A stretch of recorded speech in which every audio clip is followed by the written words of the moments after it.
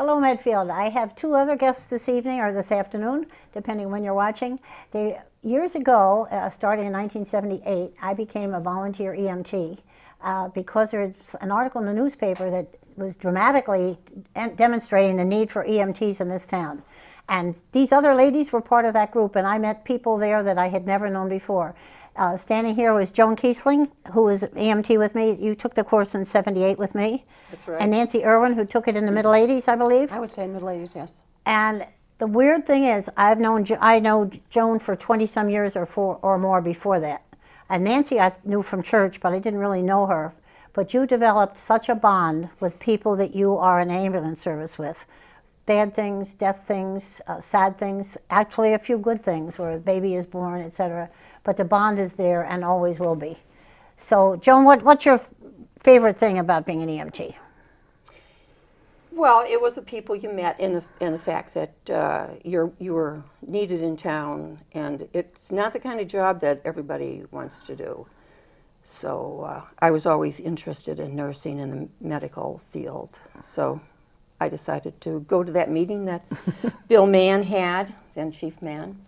And I think we had a lot of people show up at that meeting, and he had to pick.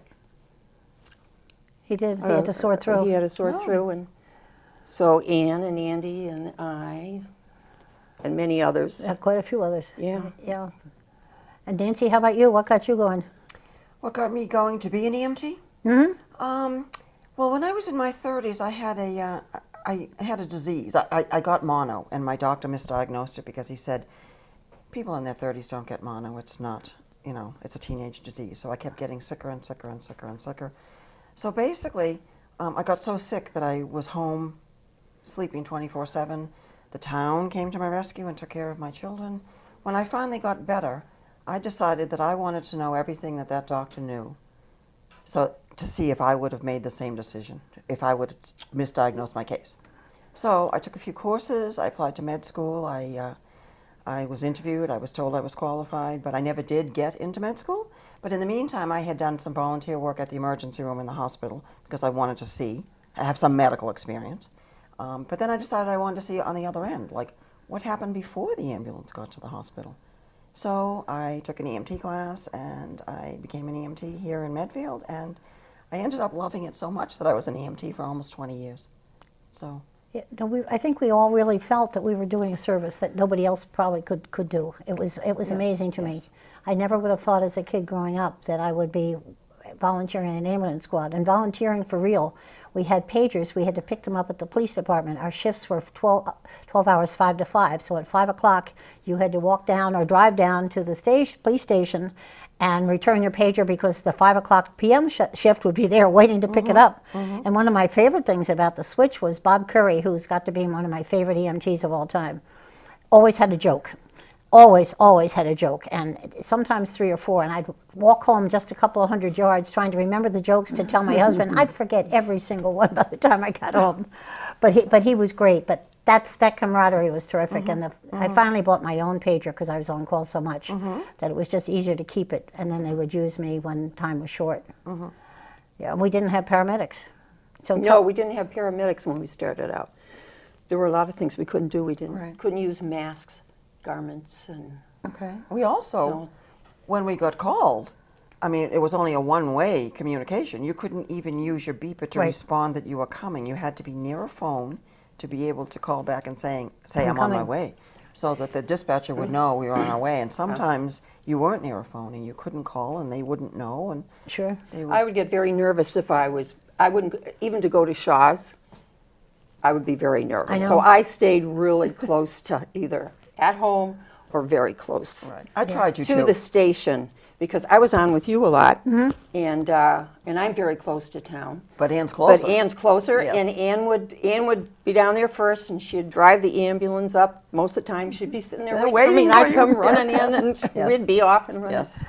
No. But I was on with Bob Meany too on Mondays. He was my Monday partner. Oh, he was your Monday partner. Okay. Yeah, and we had one. I'll never forget this.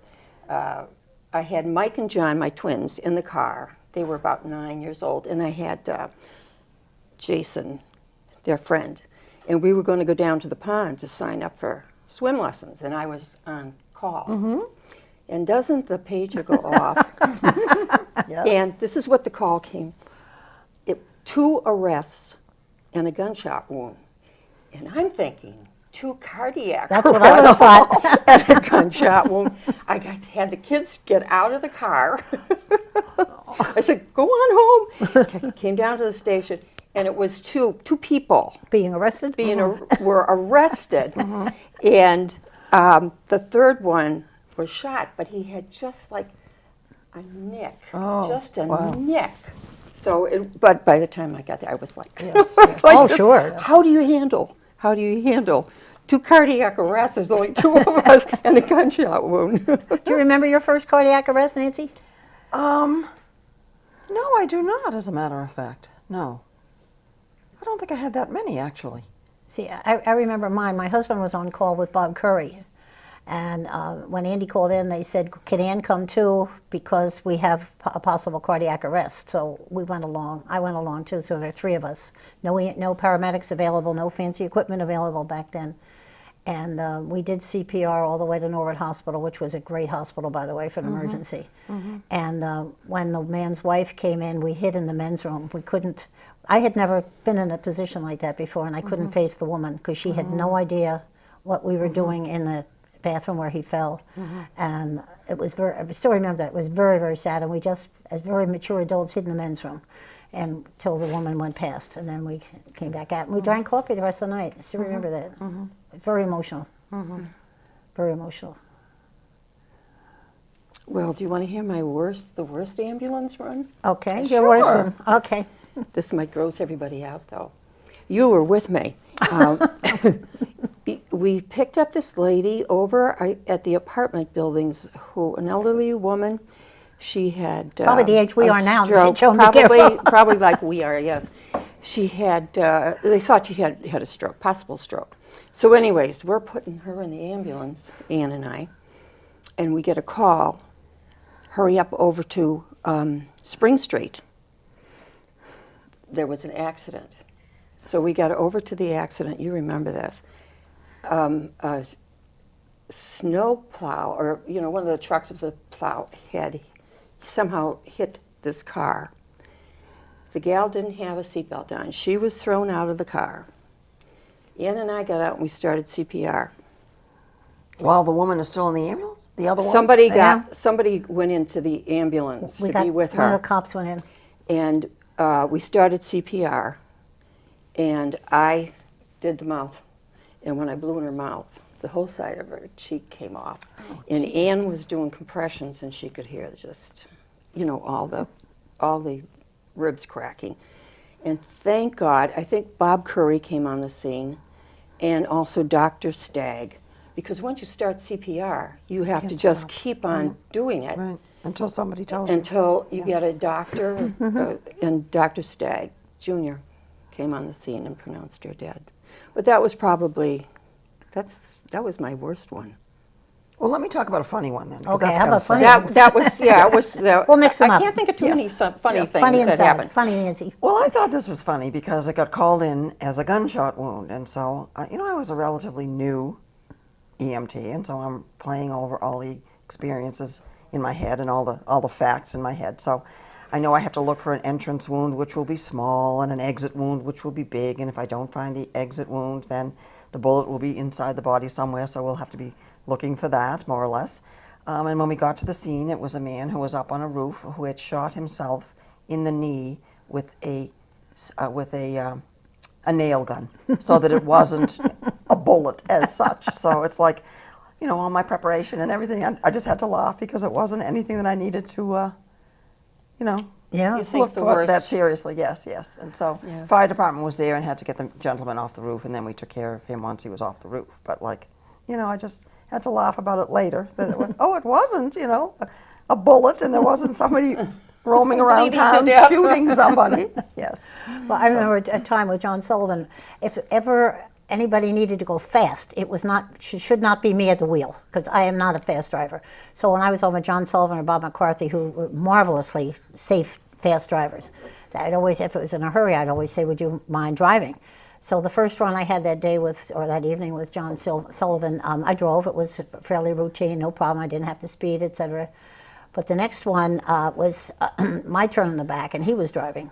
And it was someone that was violently ill, and I mean violently ill. The gentleman had projectile vomiting all the way to Leonard Morris Hospital. John Sullivan was driving the ambulance, and I could see his shoulders shaking as he's laughing as this material is hitting the walls, the floor, me. It was all over the place. We got to the hospital, and even the emergency people kind of cracked up when they saw me. So John and I went back to the fire and police station and tried to clean it up, and we thought we had done a wonderful job. Till that night, we had an EMT meeting, and we had forgotten about the little pinholes that you stuck your finger in to open the cabinets in the ambulance. It went right inside those holes. That was awful, too. Oh, dear. They teased us about that for the longest time. Well, I think John was laughing because he was in the front. And I you know. were in the That's back. exactly why I was Oh, laughing. yes, and he knew You he were was in the driving back. fast and making it worse. Yes. But that's not the only time we had a patient like that. Remember the fellow we picked up in front of the library Yes. who drank about a fifth of gin? Maybe more He than was- 1/5. Yeah. He was from the hospital, I Yeah. think. Yeah, he got pretty sick, and Ann was in the back. She got a lot of experience with vomiting. And Vernon Scott, I remember. Remember Vernon? And he was huge, a great big man, young next to us. And I remember one time we had a woman in heavy labor, and she was on the 3rd floor and couldn't get down. And Vernon went all the way up and carried her. Wow. I still remember Vernon Scott carrying her down those steps. And her mother told me later that she gave her child the middle name of Vernon. Oh, how nice. And I hope that's true. I don't know whether it is or not, but that's what she said. very And nice, yes. I always remembered Vernon that way. He was a very gentle giant, I guess Yeah, is the he term. was a nice man. Everybody who worked on the ambulance, I think, was nice. I think they were too. We made some really good friends. But we all had our strengths and our weaknesses. And I know when I first became an EMT, I was working during the day with both of you. But I also volunteered to be like the 3rd EMT on the evening, on the night shift and the weekend shift too, because I wanted to get to know all of the other EMTs and I wanted them to get to know me and stuff. And it's like, I just know that like my weakness is like mechanical things. So like, putting together like the stair chair, for example, is a weakness with me. Whereas my strength is really talking to patients that possibly think they're having a heart attack, because I had worked on a coronary care unit and I knew that really only 1 patient out of 3 that got admitted to the hospital would have really had the heart attack. So my strength was calming people down and letting them know that it may not be as serious as you think it is. And especially also with That's very important. yes, It is important. with young parents that whose children might appear to be having a seizure, and I would reassure them that it's probably caused by a fever, something called a febrile seizure. And once the fever drops, then the children will be fine, and they won't be epileptic for the rest of their lives. And sometimes these mothers would call me and say, "Nancy, you were so right. That's exactly what the doctor said." And it's like, yeah, I think you do need to calm patients down. But I just know that like some of my partners were nervous about cardiac and pediatric cases, whereas I wasn't. Whereas I didn't like doing the The mechanical. the mechanical things, stuff, yeah. yes. So it was nice to know. So like when I was on a call with someone, I would be able to say, yes, I know what his strength is, I know what his weakness is, and he knows mine, and so we sort of Well, then could you were good in the help back. each other. You were better in the back with the patient then. And Although I think one of my- some people were very uncomfortable. Yeah, Yes, right. there were being people in, being uncomfortable. in the, Yes, in the I back prefer. of the patient. I had a lot of experience working different places in a hospital too. So like I was had used to experience. patients. Yes. We used to keep stuffed animals and toys in the back. Do you remember that? Oh yes, for the small children. For the children, I don't yes. remember that. Yeah, if they Somebody reassure made them. them for us. I can't remember who. Do you remember who? Don't remember either, but I remember having them there, and I always kept a wind-up toy on my EMT coat. Oh, So I could wind it up, and they'd stare at it, and maybe they'd smile a little bit, because it's scary for a little kid. Oh yes. Mom or dad would be there, but it's still, they don't know who the strange lady is, they don't know what they're doing. It's very, very scary. Even for adults, it's scary. Yeah, I had, we had another run. It was in my neighborhood. I don't think we ever took the little girl. She had a nosebleed and her mom couldn't stop it. And I don't know by the time we got there if it had stopped or what. I don't think we transported her. But anyways, the mother had been very nervous, and so that's why she called us. And later on, a couple days later, I got a bouquet of flowers from her. Isn't that nice? Oh, And wasn't that nice? That is nice. That is nice. Very nice. Yeah, it was very nice. And then another lady who was burned with the wax. You remember that one? I do. It was probably 2 or 3 years later. She saw me up at the post office, and she said, "You know, I've been always meaning to thank you for what you did." So that was nice. So those are little side benefits. It still happens to me occasionally. Yeah. Somebody will mention something like that. Yeah. But one of my funny stories is whoever my partner was this particular day, I don't remember, but we got a call to go, and my follow EMT either couldn't come or didn't come. So Bill Mann, the police chief, came along with me. And the house was very awkward to get in and out of, and we had to use a stair chair, and it was very narrow negotiating to get in the doorway and out and in the driveway, etc. So Bill and I are really doing a hard job getting this nice lady onto the wheelchair, onto the stair chair, and getting her out into the ambulance. But Bill tripped a little bit going out, tripped on an extension cord. So when the lady paid her bill, she deducted 75 cents for the extension cord the bill broke. When he tripped. No, I'm not kidding. Remind Bill of that. That was so funny. I couldn't believe somebody would do that. I really couldn't believe that. That was great. Well, I can remember when I would be on duty, I would have half of my clothes on when I went to bed. Right, so that because we started Yeah, at 5. at 5 a.m. And we did have some calls at 5 in the morning. Absolutely. No, I went to sleep with slacks on a lot. Yeah. My husband thought that was very funny. But I can remember I was also a selectman for most of the time I was an EMT. And I'd wear slacks as an EMT, but back then I would never wear slacks to a selectmen's meeting because that would not have been dressy. So I would put on knee-high stockings, and I come home from the call and quick change and put on a skirt and go to the town hall for my meetings on Medfield TV. And I got a call one Wednesday morning that said, "Mrs. Thompson, I'm one of your fans, but I have to tell you not to wear knee-highs or else wear a longer skirt because we all got a good look at your knees to the meeting." oh dear. Yes. And I thought that was fun. Yes. That was fun. Yes. Yes. You got another story, Nance? Well, when I used to be on call too, my youngest child was like 3 or 4 years old, and so he wasn't in school yet, and so sometimes I would be invited over to a friend's house, and I would bring obviously David with me, and if I got a call, then this mother would watch David for a couple of hours, or else I would be down at the town pond too, because I spent the whole summer down at the pond with my whole family of 5 kids. And but I always still going down oh really? I'm impressed. Totally impressed. It's a wonderful place. So one of the other mothers would always have to be on call. Like if I get called, will you watch? All my kids actually. For a couple of hours. But there were times though that when I was at like Shaw's and I had just filled up my wagon with lots of food. Some refrigerated, some frozen. I mean, I would just have to say, "I'm sorry, I won't be back for an hour and a half. I think you need to put this food away." But it's like, it was nerve-wracking though. But for the most part, I tried to stay near a phone. But there was one time when I was at the library and the call came in, and that was the day when you couldn't respond back saying you were coming. And so I did say to the woman at the desk, "It's an emergency, I need to use your phone." And she said, "I'm sorry, I'm talking on the phone." I said, "Excuse me, it's an emergency." She said, "You'll have to wait." I said, "Do you see my EMT jacket? I need to go on the ambulance now because somebody is hurt." But it's like, she just figured I had an emergency. I had to call my husband and say, "Bring home some milk or something." I mean, it's like, yes. So like it was nerve-wracking. When we later got those two-way radios, it was a lot better. Yeah. A lot better. It was a Because lot you could better. respond from wherever you were and say, "I'm on my way." Yes. But yes. Because But I was I remember working- that day at the library. It's like, really and truly, it's a real emergency, So No, I was working Century 21, and then I started teaching before that, I taught retarded adults at Memorial School, and they were very good about letting me go. Somebody would step in and take my place with the clients, and I would respond off the ambulance. I was surprised they let me do it, and they did it for all those years that I worked there. Very, very responsive, very caring. But they were glad to have an EMT on because so many of the folks there had seizure would need something. disorder. Yes. And Yes. so I learned a lot Yes. about seizures Yes. too, unfortunately, more than I ever wanted to know. Yeah. Well, I worked at Dr. Starr's, and he used to let me. Oh, right. He used to let me go. Yeah. Right. When we had a. when And we at had a Century call. 21, if I was on the phone, I just point to one of the other women and say, "Please finish this call." can And they were finish the great. No, they all did conversation. it. Yes. There was never any Yes. problem with it. Yeah. They were terrific. Nice. Yeah. They were good friends. Yeah.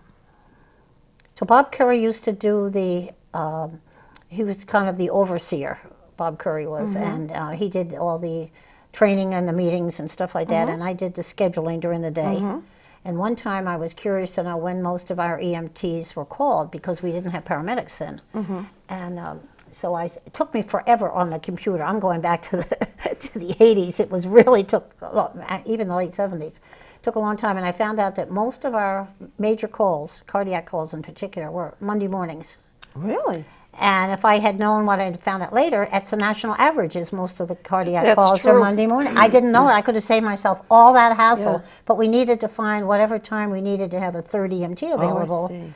because we didn't have paramedics, of course. So it really helped us a lot. We'd always say, you know, are you going to be around if we need a third person? So by Monday morning, would you mean like early morning, like 4 a.m., or would you mean like 10 a.m.? Yeah, no, earlier than that, when they're getting ready to go to work. Evidently, it was stress on work. 6, 7?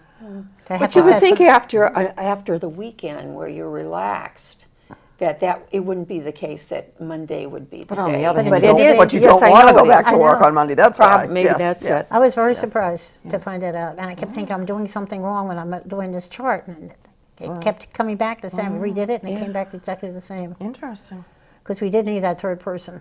It was great when we had paramedics available. And talking about Yes. paramedics, like we basic EMTs the only drug we could do was oxygen. That's The only one we could use is oxygen. So when we're talking about paramedics, it means that paramedics can come and do a lot of other drugs, can do IVs, could administer almost like what a doctor would be doing in a hospital. So just to let the public know that we basic EMTs could only use oxygen. The only That's one right. that I knew differently was I have a friend with severe bee allergy, as two of my sons have. And he's always carried a syringe with him. And he said, if I'm in there and I'm having a problem, he said, I'll write a little note saying, let Ann do this. Yeah, right. So the And so EpiPen. he always Yeah. So gave he- me a verbal okay before. We never needed to do it. Right. Yes, that's right. So like patients did carry their EpiPens. And like, yes, we could guide their hands to do the EpiPen on themselves, but we weren't even allowed to actually Right. inject it ourselves. Right. Yeah. Yeah. Right. That was one of the few emergency that you get in an ambulance is anaphylactic Right, shock. right. shock. Right. Well, you need that EpiPen immediately. Yes. And one of my sons has a severe reaction. He was up in a tree when he hit a hive of bees. Oh, my. It was not pleasant. Right. And he was lucky. He was only about 5 seconds away from a fire department. Oh. So that's what saved his life. He was very lucky. Had he been allergic to bees? Did you know We didn't he know was before. allergic? We didn't know. Apparently you don't know. Apparently you get stung the first time and you're not allergic. It's the second time. I don't even know if it was the fifth or Oh, sixth time. yeah, I have no yeah. idea. But the first time you're stung, you're not going to be allergic. Yeah. I was told by my doc. So. Did either of you ever see a baby born other than our own? No. Oh, just our own. You remember we always wanted to be on a run. We always where, wanted to. where there was a woman giving birth, and there was a gal who she taught aerobics at Medfield at the fitness center down, and we were hoping she was pregnant. We were hoping that we'd get called. But we When didn't. We wanted to, too. and she delivered. They delivered, I think, at home. Oh, so But it one was of our not. EMT buddies, weren't- but not us. Yes, I think it was Andy Farkas. Remember It was Andy Andy Farkas? Farkas. And I don't know who else was on the run. And that's the only person that I know of. That No, a group of our EMTs did deliver a baby in the back of the ambulance. I don't know if it was Sally, Norma, Neil, Donna. I'm not sure who it it was. It was 2 or 3 of that I'm group not sure. that did. And Because Norma was on a lot. Yes, so- Norma Matzak Cronin. right. No, actually, Norma Cronin Matzak. That's her real name. okay. Her maiden name was Cronin. But I'm thinking, But she was an EMT for a long time. Yes, and she it was. might have been She was a great Sally. I can friend. picture Sally saying she held this baby in the palm of her hand. It was so small. Well, Sally became a nurse. And so- so yes, she- right. Afterward, yeah. Right. Yeah, she went to nursing school. And who else do we remember? Well, Dara and Neil. Dara Mount March, yep. Neil O'Connor. Remember Bob Curry, John Sullivan. John Sullivan, yeah. Bob McCarthy. Have we forgotten Yeah. anybody? Andy Thompson. Lorraine? The Hinckley. Well, I don't remember her first name. Remember the Hinckley gal? She was a nurse too. Oh, Judy Hinckley. Judy Hinckley. Judy Hinckley. Judy okay. Hinckley. And Lorraine. Lisa She Donovan's was mother. on. She was my Wednesday, often my Wednesday partner. She was great. Oh, I yeah, was she not really on when knew she it. was on. She Apparently really she knew had what she was doing. She had retired before I came on because I don't know her. Okay. But No, she Lorraine, was do you remember terrific to be on Lorraine? with. She's also a very nice lady. I hadn't known her before. So I met a lot of people like Vernon Scott I hadn't known before. It's terrific. I really didn't know most of the people. I knew you and Andy. And I knew was you it. from taking a CPR class. Yep. And like you say, we saw each other at church, but yes. We started teaching CPR because Andy and I were on call one day, and there was a wedding party at the Legion Hall, and they called. I us- was with you on that Yeah, one. they called for that because we got the third person, and in fact, I think I was the third person. But we went down there, and evidently they complained later to Chief Mann that it took us too long to get there, and he said these two EMTs live the closest of anybody. Yeah, How we- could that be? And they found out it was 11 minutes or so, they guessed, afterward, that before anybody went to the phone and dialed 911. So that's when we started teaching CPR. And one of the That things you need to have somebody on site. one of the No. things we stressed was, if this happens, don't worry about it, dial 911 now. But there were a lot of people there that were from a fire department, Really? not our fire department. And they were nobody, not doing CPR? nobody had started to CPR. But perhaps they didn't know. You know how you're having a good time Oh. at a wedding and it's noisy and you're not really knowing what's happening don't know. on the other side of the room necessarily. You know? But that's how we began teaching CPR, because we didn't want that to happen again in Medfield. And it shouldn't happen. It shouldn't happen anywhere.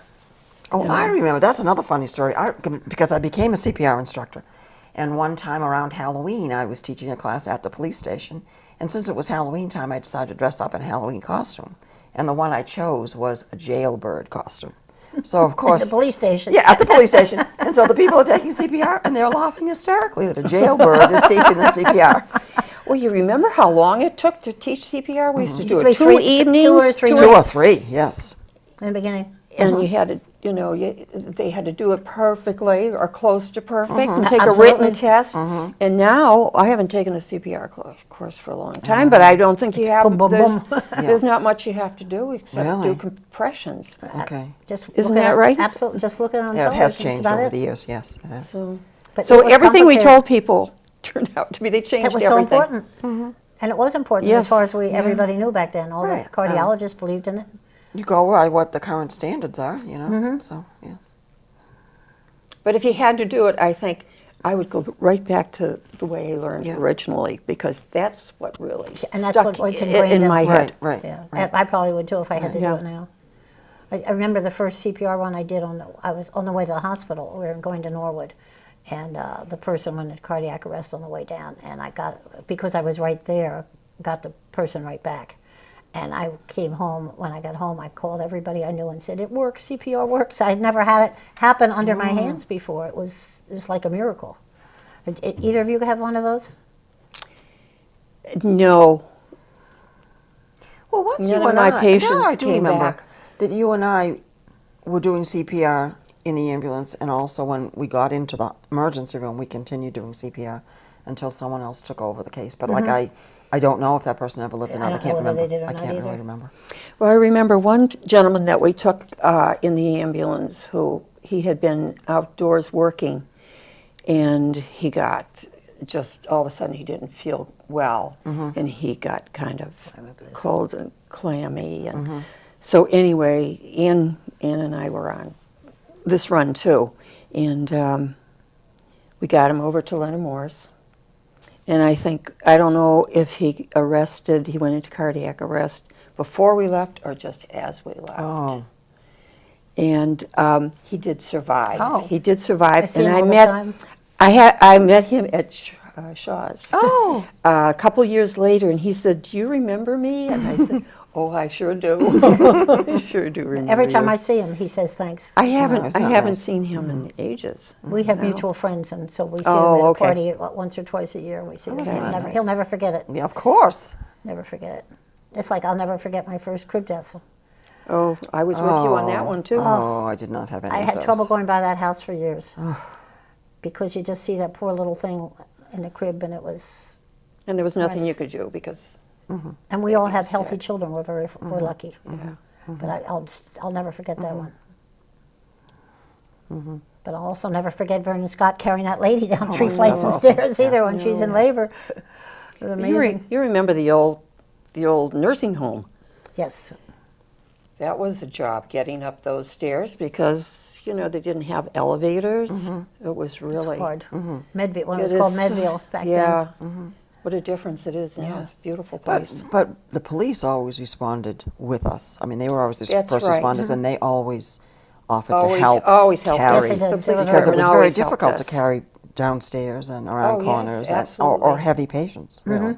Yes, yes, they always helped. But that old nursing home was a challenge before Yes, the it elevator. was. It was. Very, very tough. It was tough. So what was the worst thing about being an EMT?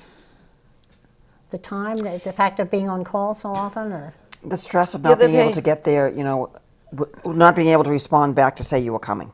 And so, you know, the dispatcher doesn't know you're coming and might be looking for another EMT to replace you. So the stress of just getting there. I think it was the pager when it went off. Okay. It went off with such a loud beep, beep, beep, beep, beep, beep, Mm-hmm. and it would just make your heart Yeah, start. It would make your heart Right, start right, beating. right.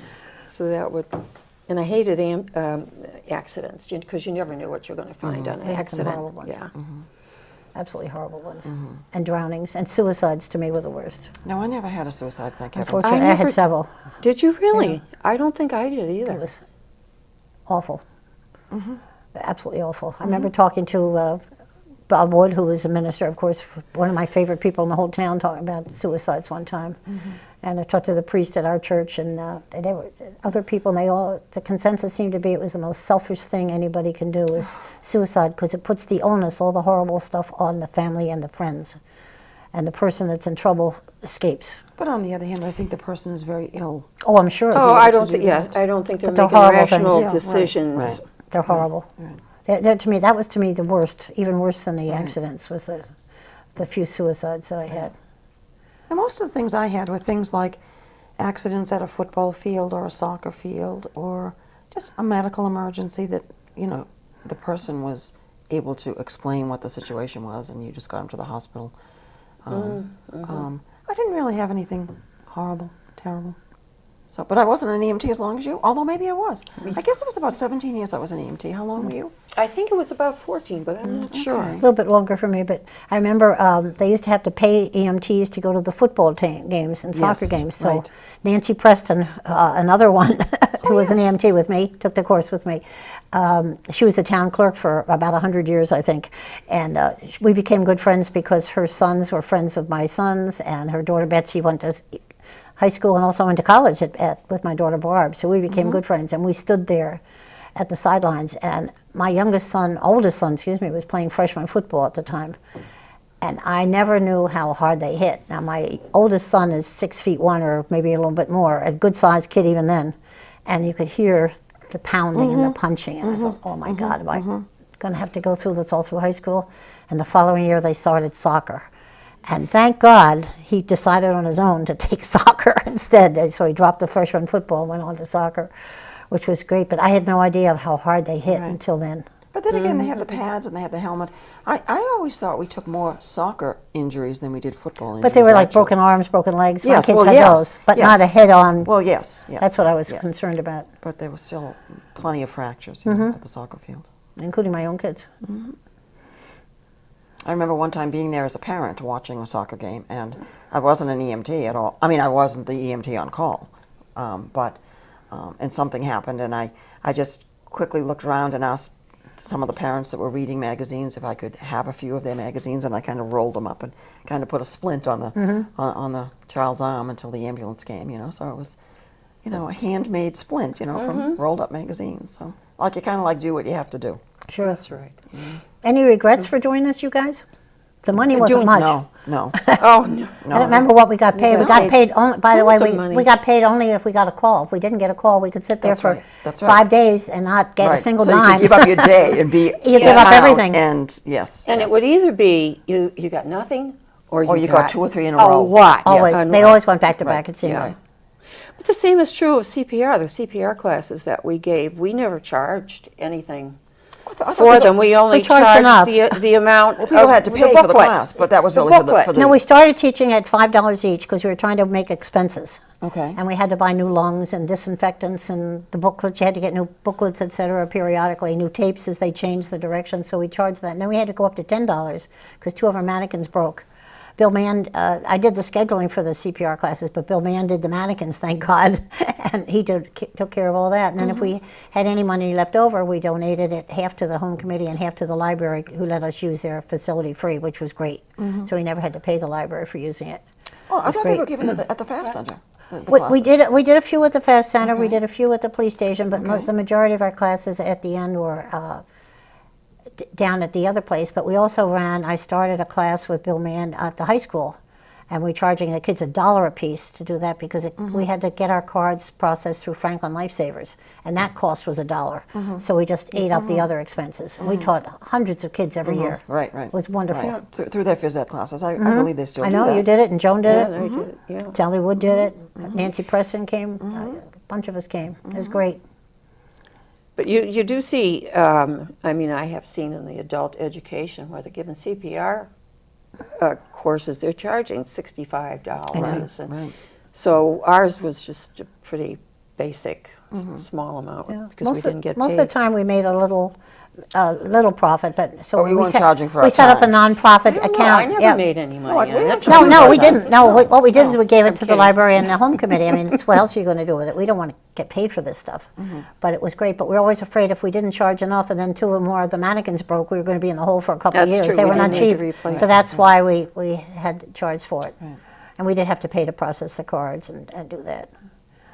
But it was great that Bill was So who willing to. teaches the CPR classes now? A young couple that lives up on Pine Street. Okay. They do it, and she's Oh, good.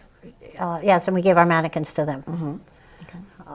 But no charge. We just figured wanted to have them used. We paid for them. They were in good shape then. I don't know if they're in good shape now. But they don't get beaten up like they used to because it's not such an extensive course anymore. That's right. That's right. All you have to do is compressions, I guess. Any other good memories or bad memories before we close down? Well, the one thing, I think we were talking about it before. I think we talked about it before and not while we were taping. But, Okay. but I'm not really sure. that one time my partner slammed my finger into the stretcher. So the stretcher it's kind of like it's on wheels, and you bring it over to the ambulance and you hook it on, and then you bring the wheels up. And in the process of doing that, my partner slammed my finger into that spot, and then just ran around quickly, assumed I was fine, ran around quickly to get in the ambulance and drive away. And when I was still standing there, and he came out and said, "We need to get to the hospital quickly. This patient needs to get to the hospital." And it's like I couldn't even talk. I was in such pain. It's like. So he finally realized that he had to take the stretcher back out, get my finger out, put it back in, and then I could get into the ambulance and take care of the patient in a lot of pain, but like it wasn't terrible pain, but it was just inconvenient. But it wasn't funny at the time because it really, No, I'm really, really, sure really it wasn't hurt. funny at the time. But I think it's funny now thinking about it. You know, like you're so busy that you don't really notice the detail of the finger. Yeah. I just was thinking for a minute, too, we had to fill the gas tank up. Oh, We'd yes. Go down to the That's- garage oh, and that's we had to fill up right. the gas Right. tank. I'd never filled up a tank Right. before, so that was something new for me. Right. I've forgotten how low it could be. Was it a quarter of a tank? You had to fill it I up? believe so, yes. And just in Yeah, case I don't somebody would have a remember. long run into And we had a Boston. or whatever. special, did we have a special key to open up the gas tank? I can't remember how we did it. I don't now. remember either. I think we Oh, did. special code. I think we had. I think we might have had a key on that key ring. I'm not Key. sure. Yeah. The key ring perhaps for the tank itself, but on the gas tank where we were getting the gas, I think it was a secret code, wasn't it? That we were sworn to I secrecy, don't, you know, not to use on our own cars. that was a long time It was a ago. long I time just, ago. I just don't remember that. Yeah. Time ago, I yeah. remember one run Nancy Preston and I had at the state hospital, and we took a patient who was supposed to have been going to court that morning, and they said she had overdosed on aspirin or something like that. And anyways, when you went to the state hospital, they always sent somebody with you, a guard or something, went in the ambulance with you. It was about 3:30, 4 o'clock in the afternoon. We had to go to Lemuel Shattuck, and the person in the ambulance, the patient, had killed somebody. The person they sent with us was this little girl who weighed all of 100 pounds and 5 feet tall, and I'm in the back. Mm-hmm. So that was the guy? I was a little nervous. She was pretty out all the way there, but you know, going into Boston at that time, Yeah.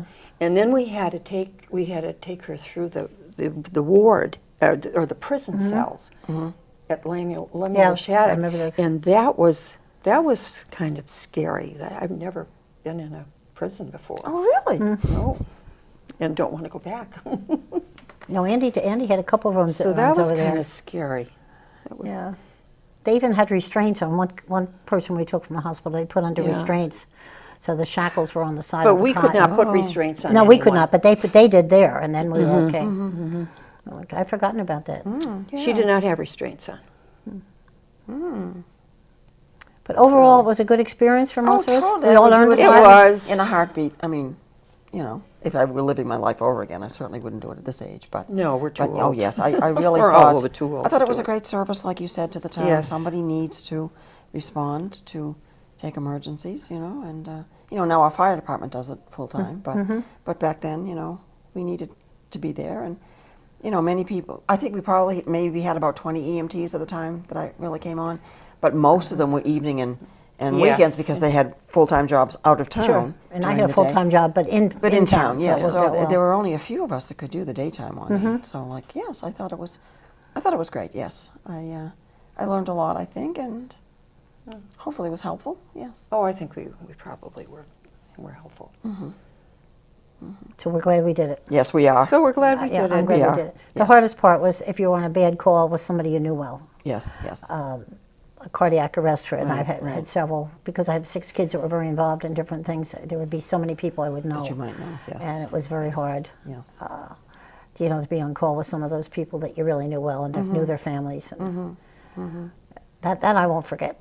No. But maybe better, one son told me later they'd rather have somebody like me that they knew. They knew. Yes. So I could see Yes. that too. Yes.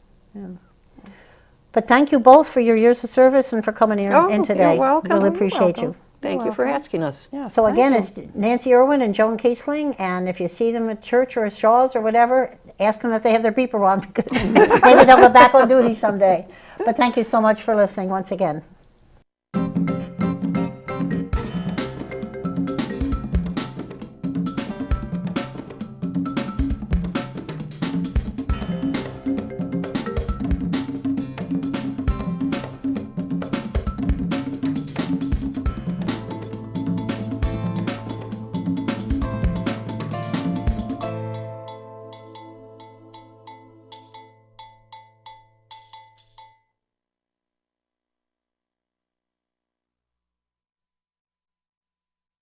This program was made possible through the generous support of your Medfield friends and neighbors, folks just like you. And thanks for watching.